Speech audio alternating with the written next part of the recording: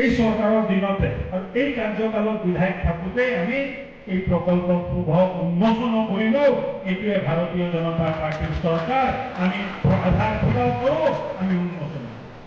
আগত আছিল 10 বছৰ প্ৰকল্প কৰি এটা পানী যোগান প্ৰকল্প হৈছিলে। প্ৰকল্পটো এনেকুৱাকে বনালে যে প্ৰকল্প পেইণ্টিংটোৱে হ'ল, বাকী একো নহ'ল।